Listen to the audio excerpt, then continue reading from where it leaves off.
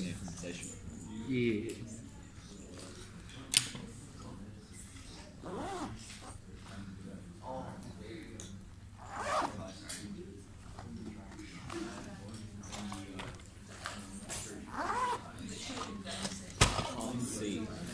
Unknown terms of B and E only. Yeah, yeah. This is for the assessment. Because you have to do part C if you want to try and get an F. Oh, this is for the... When's this assessment? Next Friday. Oh, not this Friday. Next Friday. Okay, welcome everybody. Very cool, Kanye. Hit the record button. Already have. Thank you. Okay, so we are onto solving 3D problems with trigonometry. So we're just using skills we've already got, but we're just taking them to the next level. We're going from 2D to 3D. And we've done a fair bit of this with our pyramid stuff. So when you're doing the textbook questions today, you'll see there's a few questions in there that you should be pretty familiar with. So what we're going to do here is find the maximum distance between two vertices, so any two corners, all right? So that's going to be going from here to here, okay? That's going to be our maximum distance. You could find the distance between all the vertices if you wanted to check. But if you just think you've got a box and you're going to put the longest stick in it possible, it's going to be over that diagonal there. And so that means we're trying to find the distance of this line here. And so we're going to try and make a triangle. Already, perhaps you can see, here's a right angle triangle here, isn't it? That one there. Okay? Where we know that this length is 5, so I'm going to subtract this right angle triangle out. That's our right angle there because it's a base, and so that's making a right angle with the diagonal there, our inside diagonal. And so I'm going to draw this triangle here. This is the maximum distance, the hypotenuse, that's x. Here's our right angle, and we know this length is 5. We don't know this length yet though, okay, across the centre of the base. Alright, so let's just call that our inside diagonal, and we might use the letter y for that. And so first we need to find our inside diagonal, and so then what I'm going to say, let's look at the top of it. Okay, let's just draw, if we're just looking at the top of it, it's a square, and it is 6 centimetres by 3 centimetres. And the inside diagonal is this length here, just going across there. Okay? And so again, we have another right angle triangle where this is what we're trying to find, that's y, and we can just hypothetize that. Okay? 3 squared plus 6 squared is y squared. So y is going to be the square root of 9 and 36, 45. Okay, so now we've got this value y, now we can find x. Okay, because y is the square root of 45. So then we're going to have x squared is equal to 5 squared plus y squared.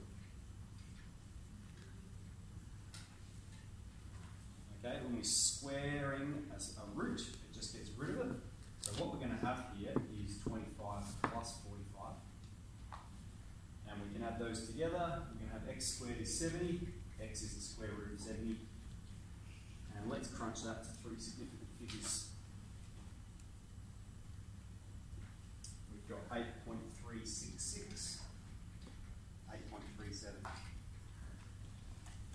Okay, I think just about everyone lost a mark in the test for not rounding to 3 significant figures, so just get in the habit of doing this. Always write 4 figures and then always round, and then you'll never forget. So that's basically it. Okay, so skills we know how to do. We've just got to extract the information.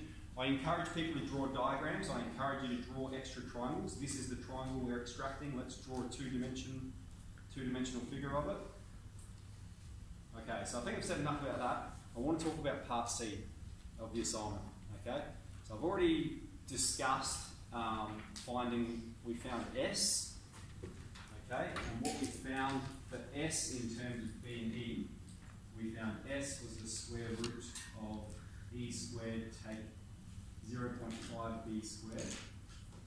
Okay. Now I just want to make particular note of these brackets. All right. Notice how the square doesn't just belong to the B; it's that whole length that is squared. Okay. So you can expand it using index laws. if you wanted to, but you just need to make sure that that square belongs to both of these inside the brackets. Okay, so that's S. Now, when people were doing this, when I was checking their drafts, I found people were just finding it in terms of any unknown. Okay, that's not what we want. We want all of the unknowns in terms of only B, where B is your base length, and E, where E is your edge length. Now, I think in one of the diagrams it refers to E as the slant length. That's fine. Either of those is fine. This is our slant height. Okay? I've used up here B and E, so it doesn't matter. But if you're using B and E or E and S, all right. But we've found our slant height in terms of E and B. And then I'm going to show you one more to show you exactly what I mean.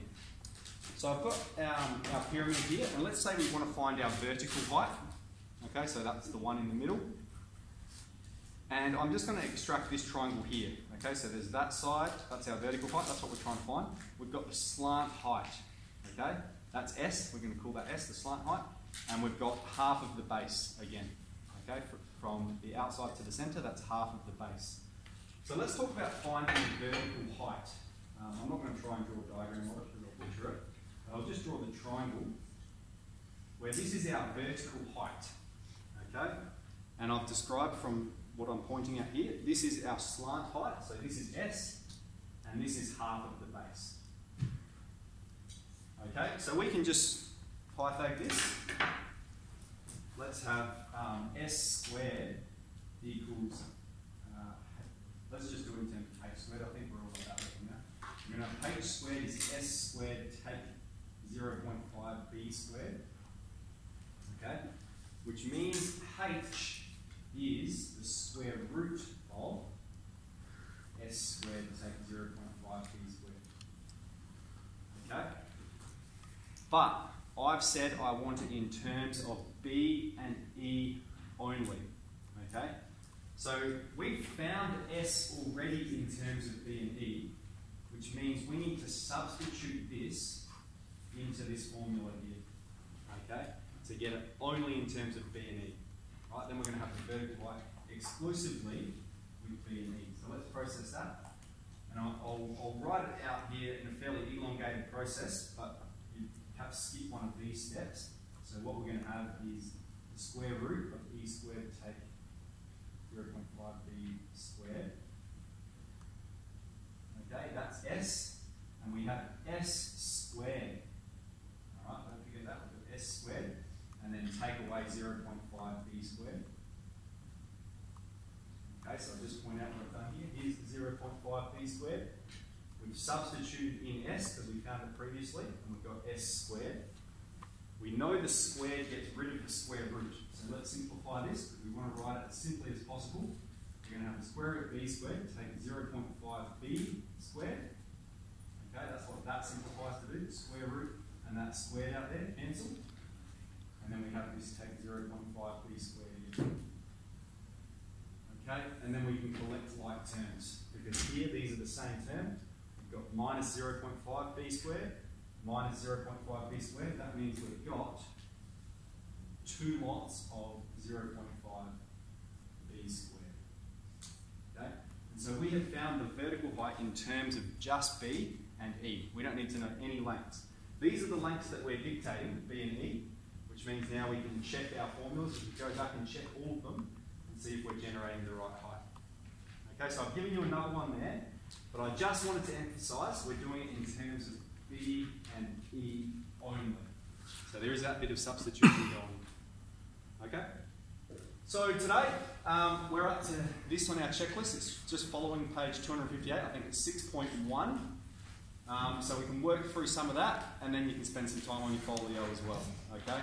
There's a lot of questions on your checklist for this one. I wouldn't encourage you to do them all. I think it's too many. I think maybe just choose 5 or 6 and then spend some time on your folio. Okay? Cool. Let's get into it. Yes? Yes. So I'll talk. I wanted a couple of things on. I took a photo of. Do you have the 1, 2, 3, 4, 5, 6, 7, 8, 9, 10, 11. 6. Oh, okay. Yeah. I'm using the checklist. Aiden, what was that for me, did you? The what? Oh, right. Whoops.